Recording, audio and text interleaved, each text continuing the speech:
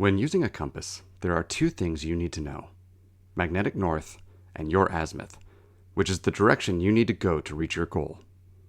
In the United States, our political and moral compasses are off track, but it doesn't have to be that way. Come with me as I explore realistic options on how to improve our country. This is Off Azimuth.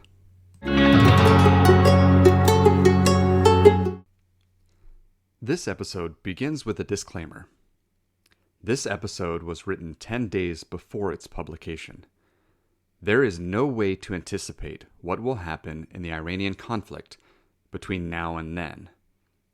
Some of the information you're about to hear could be wildly outdated. Beginning in the 16th century, under the leadership of Ivan the Terrible, Russia began an expansionist policy. Throughout the 1500s, Cossack explorers fought against the Khanate of Sibir, a loose tribal-affiliated resistance led by Kuchum Khan.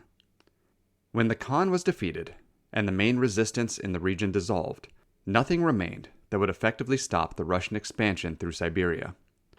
In 1639, the Russian Empire reached the Pacific Ocean, with several million square kilometers added to its nation. The conquest of Siberia opened new opportunities for Russia. Though the empire was vast with long coastlines, most of its coastal waterways were in the Arctic Circle and not viable sailing routes. The remainder of the other port cities were on the Baltic Sea, with access to the Atlantic Ocean, but little in the way of reaching the Pacific beyond Vladivostok, which had limited naval capabilities.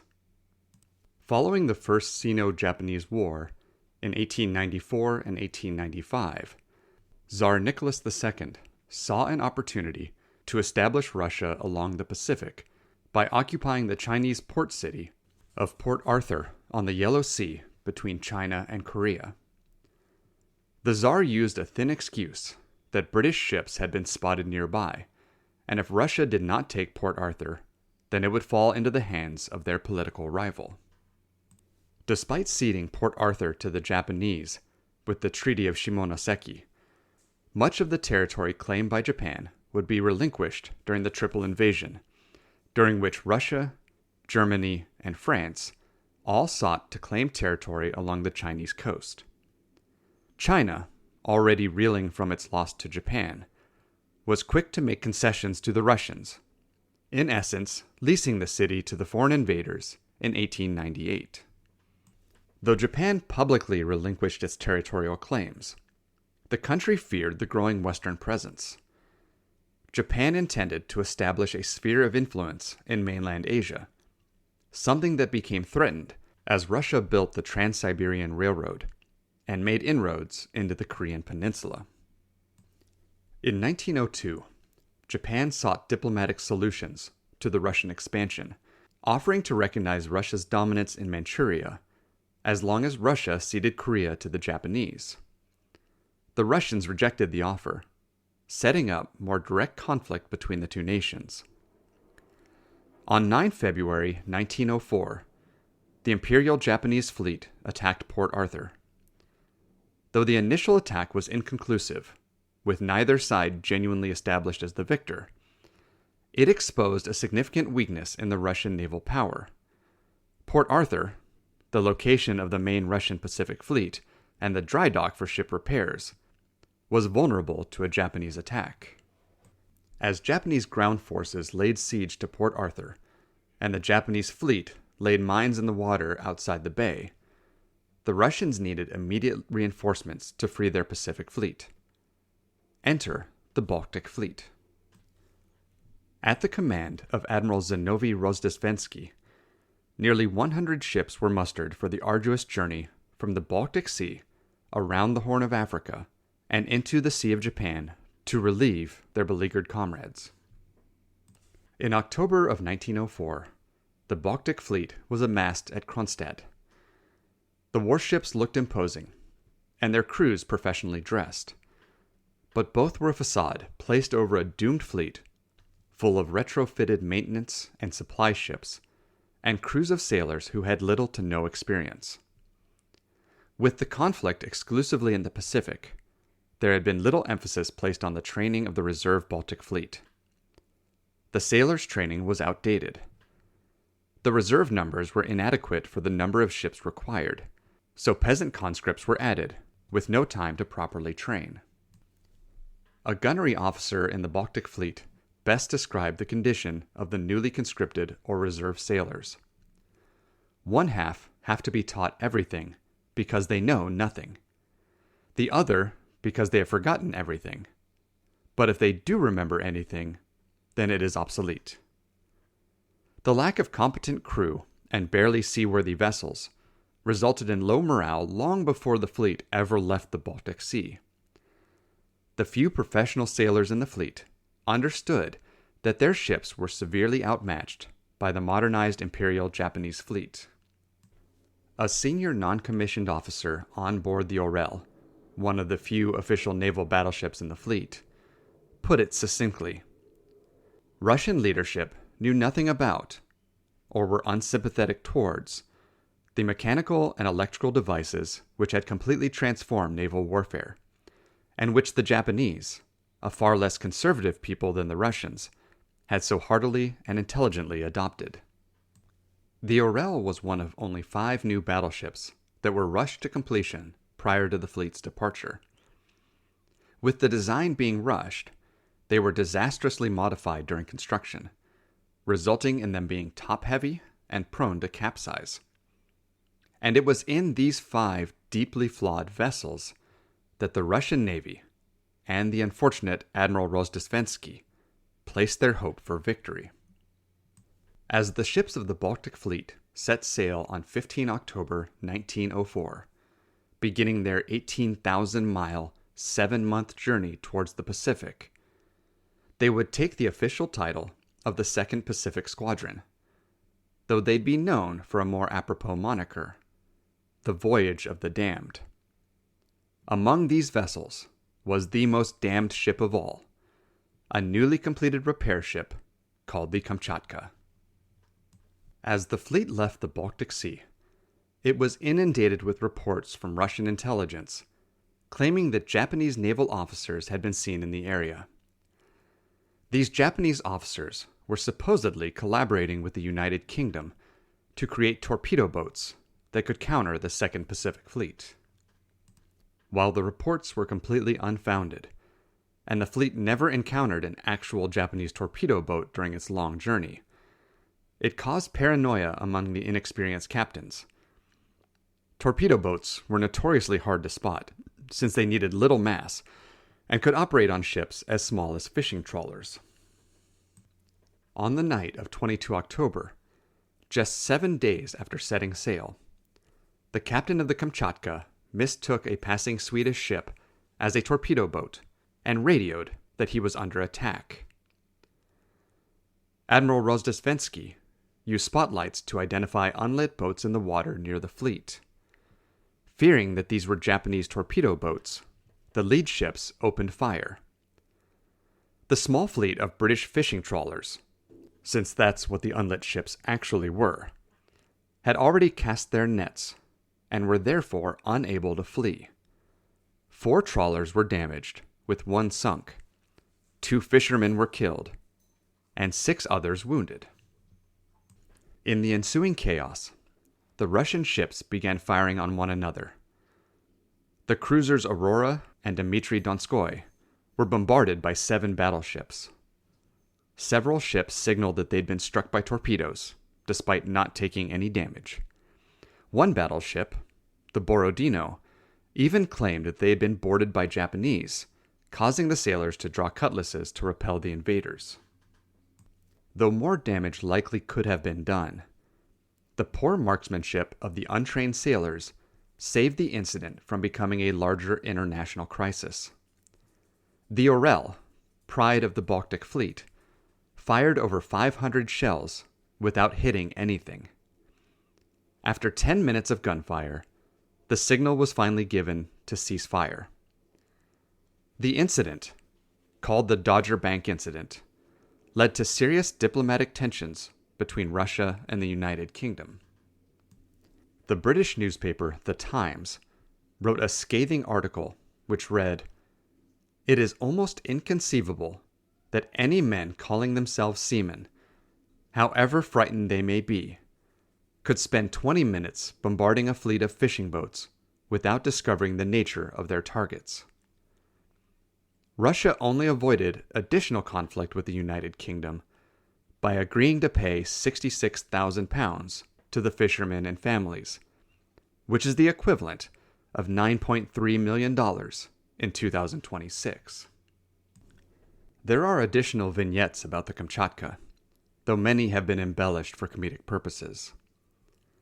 The most infamous of these is the Kamchatka becoming separated from the rest of the fleet as it approached Africa.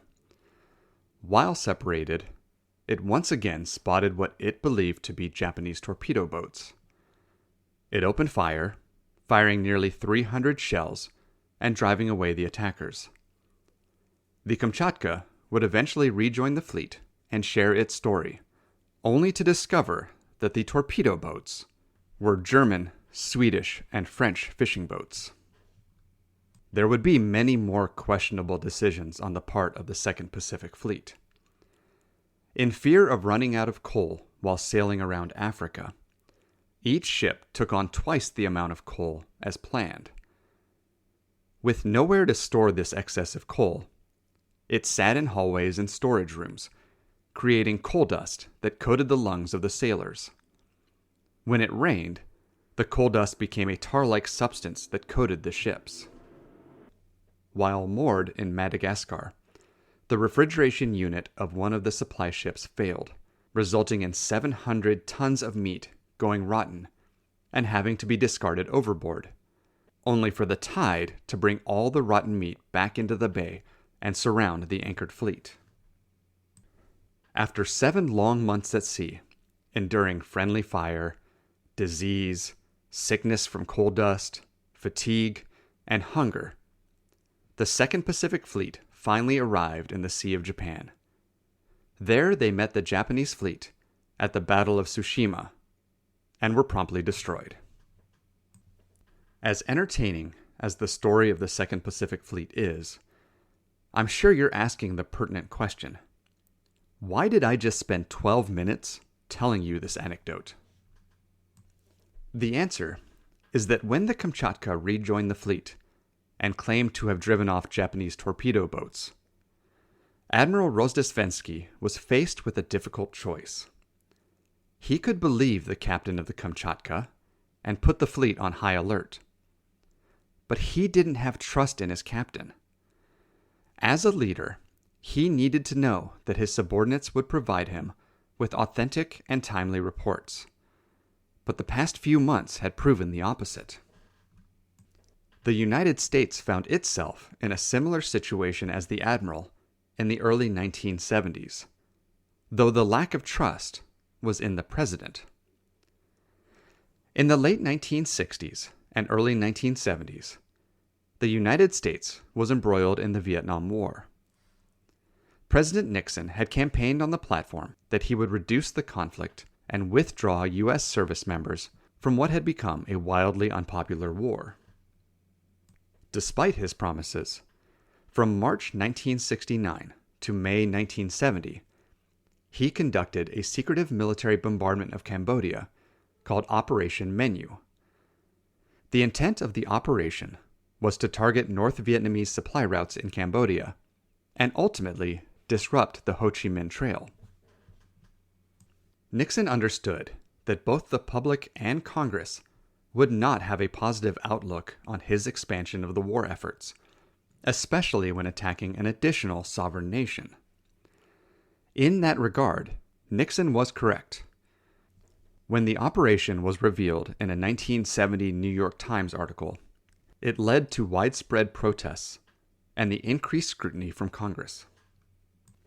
The details of Operation Menu were declassified in 2000, exposing how aggressively the United States had conducted bombing operations of the region. Under Nixon's guidance, B-52 bombers dropped in excess of 500,000 tons of bombs during the 14-month campaign. Operation Menu became the match that lit the fire, but the kindling had been stacking for years. Congress exclusively held the right to declare war. The founders, who established the original checks and balances within the Constitution, recognized that the president alone shouldn't have the power to wage war. Article 1, Section B, Clause 11, states, "The Congress shall have the power to declare war, grant letters of marque and reprisal, and make rules concerning captures of land and water." But presidents had been sidestepping this requirement by waging major conflicts without a formal declaration of war. Congress was left obligated to fund these conflicts while debating their validity after the fact. It was this dichotomy, the power of the president as the commander-in-chief versus the fiscal responsibility and war declaration authority of Congress, that mandated legislation defining individual roles. On November 7, 1973, Congress enacted the War Powers Resolution over a veto of President Nixon. Nixon believed that the resolution was tantamount to Congress overstepping their authority by limiting the presidential power afforded in Article 2 of the Constitution. Therefore, he believed that while the resolution was a reporting framework, the administration could not be shackled by its limitations. The reporting framework of the resolution, the part that Nixon was not as opposed to, mandated that the president would inform Congress whenever U.S. armed forces were introduced, quote, into hostilities or into situations where imminent involvement in hostilities is clearly indicated by the circumstances, and that the timeline by which the president could deploy forces without congressional approval was limited. Congress further clarified the presidential authority in Section 4 by further defining the imminent hostilities to include a situation in which there is a clear potential either for such a state of confrontation or for actual armed conflict. Unlike so many other laws, the War Powers Resolution verbiage was vague. It was written in such a way, intentionally or not, to allow the pursuit of loopholes and legal gray areas. The only aspects that were firmly defined were congressional notification and military force withdrawal requirements. Once the president deployed military forces, the resolution mandated that he inform Congress within 48 hours, though the definition of what constituted informing Congress was, again, unclear. Was it an email? A closed-door briefing? A phone call? The second part pertained to the end of hostilities. Once hostilities began, the president could conduct military operations for no more than 60 days. Afterward, there was a 30-day grace period for the redeployment of service members and equipment. Any conflict lasting longer than the 90 days required Congress to declare war, approve an extension of the conflict by law, or recognize that an end of hostilities was not possible because of an attack on the United States. What the War Powers Resolution did not clearly establish was a limit on the size or scope of military forces that the president could deploy.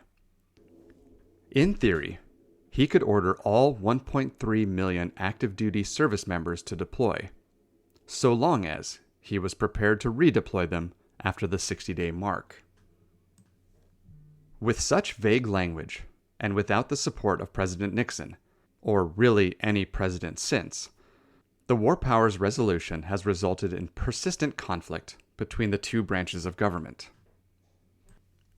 In the 1980s, President Reagan increased the U.S. military involvement in Lebanon, conducted the Iran-Contra affair, and approved military actions in Grenada in 1983, all without formal congressional approval. Congress contended that none of Reagan's actions adhered to the idea of an imminent threat to the United States, to which the administration countered that anti-communist operations in Central America and the Middle East eliminated future threats to the nation. Reagan's approach to the War Powers Resolution instituted a pattern that still holds today. that the president may file reports consistent with the resolution without admitting that the resolution compelled them. President George H.W. Bush was the first president to actively pursue congressional approval before he deployed forces to Iraq during Desert Shield and Desert Storm. With a clearly defined end state, which would be the end of hostilities towards Kuwait, Bush received congressional approval for large-scale military operations. The rights of the president versus Congress became a point of contention in 2000. In the late 1990s, war broke out between Kosovo and Yugoslavia. Yugoslavia, under Slobodan Milosevic, was accused of oppressing Serbia's ethnic Albanian population through intimidation and violence. By 1998, the Kosovo Liberation Army, a guerrilla paramilitary group of ethnic Albanians, began a violent response to Milosevic's chokehold on their country. President Clinton viewed the potential for war in the region as an unusual and extraordinary threat to the national security and foreign policy of the United States. He used this threat of violence as justification to conduct airstrikes in the region as part of the NATO-led Operation Allied Force. When approached, the Senate approved Clinton's authority to deploy forces. The House, however, found itself in a rare tie vote of 213 to 213.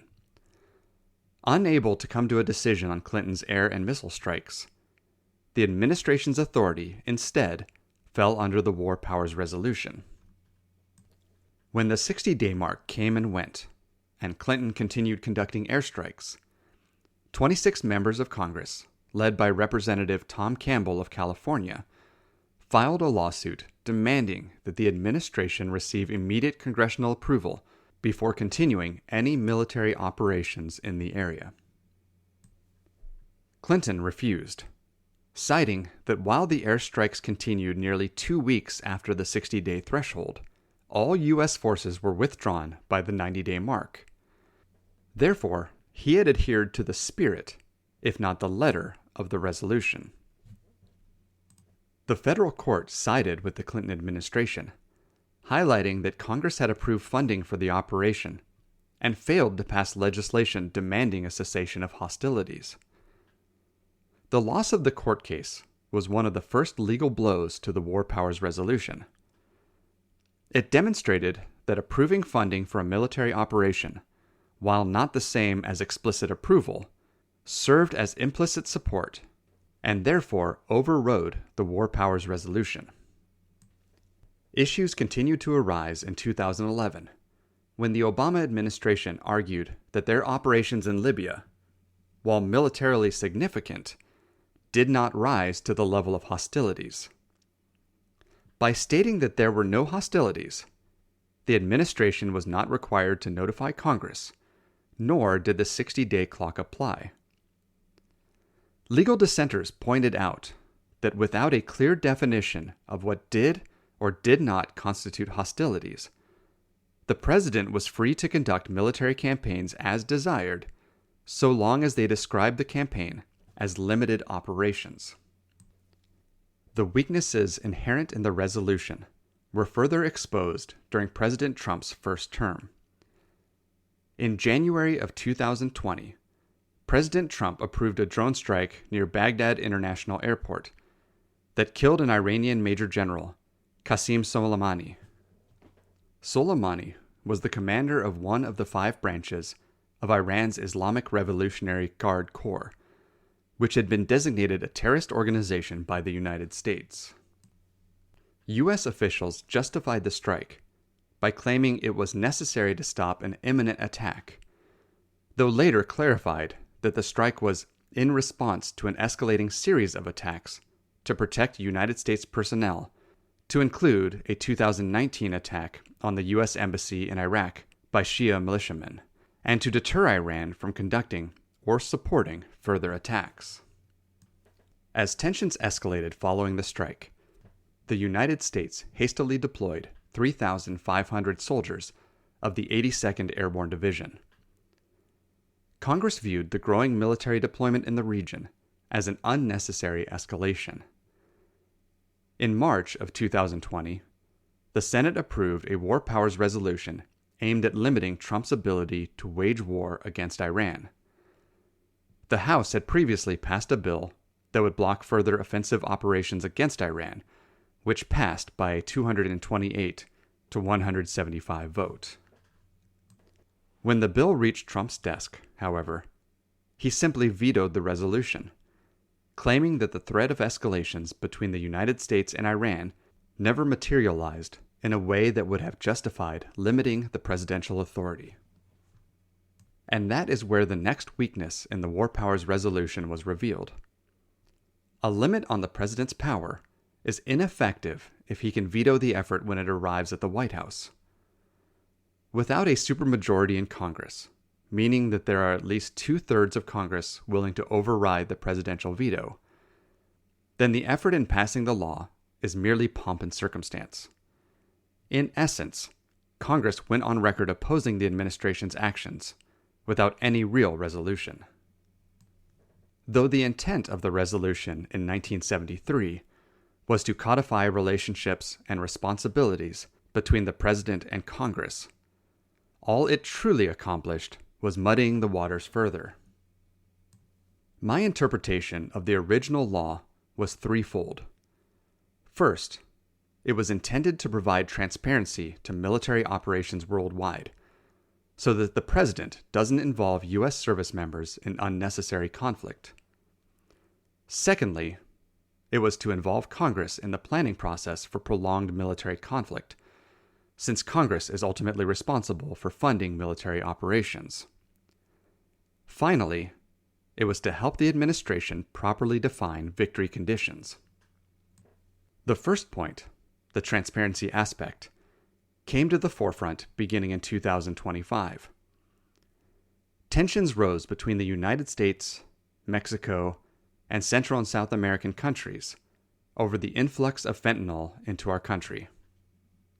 United States officials claimed that a sharp increase in fentanyl overdoses was a result of actions by Mexican cartels, Chinese operatives, and Venezuelan and Colombian drug runners in the Caribbean. They claimed that this increase in deaths constituted a national crisis, and not controlling the influx of narcotics into our country would constitute an immediate threat and an attack on the United States. On 2 September 2025, President Trump approved military strikes against suspected drug-carrying vessels leaving the Venezuelan coast. The first strike killed 11 on board the boat. The attacks on alleged drug-running boats escalated through the end of 2025 and into 2026. By March, the U.S. military had destroyed 48 boats in the Caribbean and Pacific Ocean, killing at least 163 people. The administration stated that it provided briefings to the House and Senate Armed Service Committees and Intelligence Committees, validating their attacks and confirming that the vessels destroyed contained narcotics destined for the United States. But there was disagreement between the two political parties about how much useful information was shared. A GOP House Armed Service Committee aide stated, "I could confirm that the administration has been very responsive," while Democratic Senator Mark Kelly claimed that the evidence presented doesn't back up all the claims about the boats. While we've already described how the definition of imminent threat cannot be a moving target, the justification for military actions must also be rooted in truth. The claim that fentanyl deaths are increasing isn't supported by the CDC data. In 2023, total drug overdose deaths in the U.S. were 101,400, with 72,776 contributed to fentanyl use. In 2024, the total overdose deaths had fallen 24.5% to 76,516. Similarly, the fentanyl-related deaths fell 36.5% to an estimated 48,422. The CDC has not yet published data for 2025. The lack of transparency to both Congress and to the constituents bears similarities to the Kamchatka's attacks on fishing vessels when they claimed they ran off Japanese torpedo boats. While there may be truth to the claims, without evidence, then the expectation is that the U.S. citizens should trust the word of their elected officials without proof. In reality, citizens should trust the government because of its record of honesty and transparency, but the government should never demand blind trust. If you've followed this podcast so far, then you already know why the second point, Congress's controlling the budget, is so pertinent. The 2025 U.S. budget was approximately $7 trillion, which the federal revenue was just over $5 trillion. That represented a $1.8 trillion deficit, a vast amount of money that we overspent when compared to our federal income. In June of 2025, the United States and Israel conducted a 12-day airstrike operation against Iranian nuclear facilities, with the intent of destroying the country's capability of producing nuclear weapons. While tensions eased in the following months, military operations escalated again on 28 February 2026, when the United States and Israel again targeted key military infrastructure and Iranian leadership with coordinated airstrikes. The immediate result was the death of the Iranian Supreme Leader, Ayatollah Khamenei, alongside dozens of senior political and military leaders. Though the Supreme Leader had been killed in the initial conflict, the Iranian government did not surrender, as many in the administration believed it would. Instead, Iran conducted strikes against U.S. military bases in the region and began firing on ships in the Strait of Hormuz, effectively stopping the transport of 20% of the world's oil. The United States and Israel continued strikes against Iran, but the military operations came at a cost. The Center for Strategic and International Studies estimated that by 19 March, the United States has spent nearly $18 billion on ammunition, fuel, and personnel costs. That equates to approximately $900 million a day. While the initial cost of the operation is covered in the expansive U.S. defense budget, the situation has changed as the administration moves to deploy ground forces into the region. On 18 March, the Washington Post reported that the Department of Defense would request an additional $200 billion for Operation Epic Fury. The expected cost is comparable to other U.S. military operations. Desert Shield and Desert Storm in 1990 carried a price tag of approximately $61 billion. Adjusting for inflation, that would be just over $152 billion in 2026. However, the Desert Shield and Desert Storm price tag covered a 7-month conflict, significantly longer than what has occurred in Iran. The biggest issue remains: where will Congress find an additional $200 billion? The U.S. government has already overspent by $1.8 trillion. It's not fiscally responsible to take out additional loans to cover the expanding defense requirements, nor is it reasonable to expect deeper cuts in other established programs or departments to cover the new expenditures. The War Powers Resolution was established to control these issues.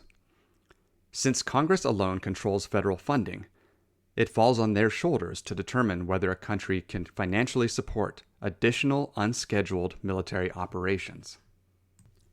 The final point is one that I think is most important to a nation that has lived through armed conflict for the past 2 decades. What does victory look like in Iran? Is it a regime change, like what occurred in Venezuela, where we remove a leader opposed to the United States and replace them with someone more amicable? Is it the destruction of Iran's nuclear capabilities, so that they no longer pose an imminent threat to the U.S. or its allies? Is victory declared when NATO controls the Strait of Hormuz and ships can sail freely through there once again? These are the questions that Congress helps define when they are informed and briefed ahead of time of prolonged military actions. The United States has experience in this area. The country only recently ended 20 years of quagmire in Iraq and Afghanistan because there wasn't a clearly defined end of mission. In Afghanistan, the final withdrawal of U.S. forces in August 2021 resulted in an immediate assumption of control by the Taliban, the very force the U.S. had fought against for decades. If there's confusion as to why a clearly defined end state is so important, we need look no further than the start of the Iraq War. On 20 March of 2003, the United States invaded Iraq with the intent of removing Saddam Hussein from power. The Iraqi Republican Guard fell quickly against the combined Allied onslaught, and by 9 April, Baghdad was officially captured. Saddam would be captured in December that same year, bringing an official end to his regime. On 1 May, just a month and a half after the conflict began, President Bush flew to the Persian Gulf and stood on the deck of an aircraft carrier, the USS Abraham Lincoln. His speech was televised as he stood in front of a banner that read "Mission Accomplished" and told the American people that major combat operations in Iraq have ended. In the Battle of Iraq, the United States and our allies have prevailed because the regime of Saddam Hussein is no more. U.S. citizens drew assumptions from his speech that the conflict was completed and that the deployed U.S. service members would be returning home. Instead, U.S. forces continued to occupy Iraq for 20 years, fighting against a growing insurgency. Iran, unlike what occurred in Iraq and Afghanistan, must have a clearly defined goal. In a letter to Congress on 3 March, the President wrote, "Although the United States desires a quick and enduring peace, it is not possible at this time to know the full scope and duration of military operations that may be necessary." That lack of clarity within the letter lends itself to the idea that there is no identified victory criteria. Currently, the President is operating under the War Powers Resolution, allowing him 60 days of armed hostilities before U.S. forces must withdraw. The 60-day mark will be reached on 27 April. If the administration does not believe that operations are complete or a sufficient victory is reached, would our government ignore the tenets of the resolution? That question strikes at the heart of our governmental structure. Our government is based on 250 years of a gentleman's agreement. Each of the 3 branches exists to serve as a checks and balance for one another. If the President feels that Congress is passing laws that could harm the well-being of the nation, he has the right to veto the legislation. If Congress feels strongly about their laws, they can vote to override a veto or to impeach the President. If the judicial branch believes that either of the other 2 is ignoring established and predefined law, they can demand a cessation of whatever action they believe to be illegal.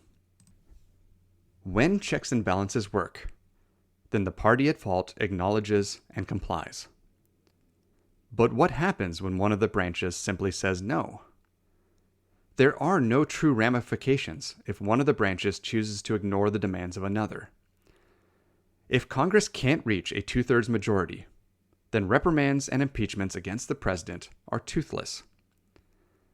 If Congress acts contrary to the will of their constituents, there are no means by which they can be fired except by their fellow Congresspeople. The examples I've shared today demonstrate that this is an issue that has existed over the past 50 years. The presidents know that without a supermajority in Congress, they stand no risk of repercussions should they ignore the War Powers Resolution.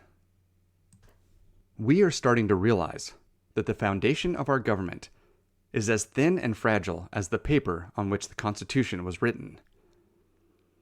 The vague language of the War Powers Resolution was asking for conflict between the branches of government. Since the passing of the resolution in 1973, presidents have sidestepped the responsibility of declaring war through Congress by instead labeling their operations as military conflicts. Despite the monikers of Iraqi War and War in Afghanistan, neither were officially declared. The Gulf War, War in Iran, and Panama Invasion, all which carry heavy verbiage, were classified as military conflicts short of war. That lack of clarity is why the War Powers Resolution requires an amendment. As the Commander-in-Chief, the President should maintain the ability to hastily deploy the armed forces into conflict if, as described in the War Powers Resolution, the threat poses an imminent threat or because of an attack on the United States. But the amendment should clarify that those military responses should be limited to defined air campaigns or small special operations missions with a pre-described end state. The operation conducted in Venezuela to remove President Maduro from power was the level of mission that should fall under the purview of the presidency. However, the amendment should go on to state that any prolonged conflict, or one that requires the deployment of ground forces, must be approved by Congress. The cost of deploying ground forces is astronomical and cannot retroactively be approved by Congress if they're told about the operation after the fact. The Congressional Budget Office estimates that the cost of deploying a brigade-sized element, which is 3,500 service members, could exceed $1.4 billion. Similarly, Congress owes it to their constituents to ensure they aren't being put in harm's way unless the threat is viable and warrants an escalated deployment. While this won't solve the ongoing presidential interpretation of what constitutes an immediate threat, it does draw a more distinct line between the responsibilities of the president versus those of Congress, and better defines when collaboration between the two must occur. Beyond that, the administration must address the issue of transparency. U.S. citizens are unhappy because the goals and justifications for the Iranian conflict are unclear. As the conflict drags into its fifth week, PBS and Fox News polls from 1 April show that between 54% to 64% of Americans disapprove of the U.S. handling of the Iranian situation. Similarly, 56% of Americans oppose ongoing military actions in the Middle East. To appease the masses, the administration has to declassify the files pertaining to the attacks on alleged drug boats and on the Iranian military and its nuclear program to show that it posed an imminent threat.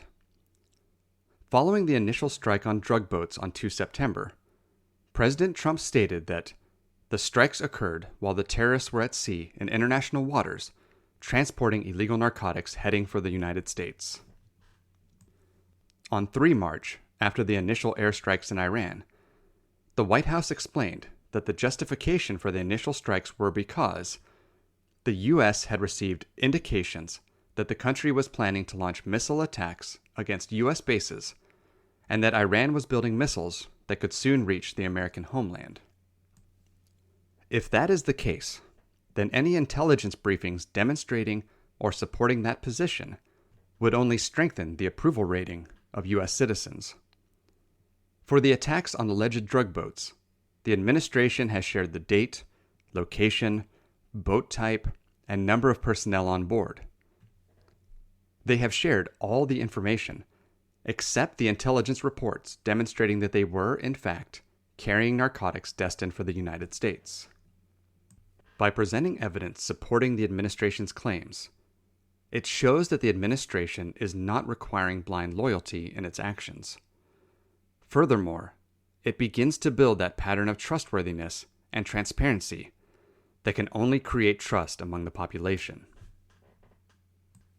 If we hope to step out of the quicksand that comes with ambiguous armed conflicts, then it's time for our elected officials to start being transparent in their actions and to start following the law instead of actively seeking loopholes to avoid it. Otherwise, the possibility exists that we will become the Kamchatka, firing on fishing vessels while claiming there's something worse. Thank you for tuning in.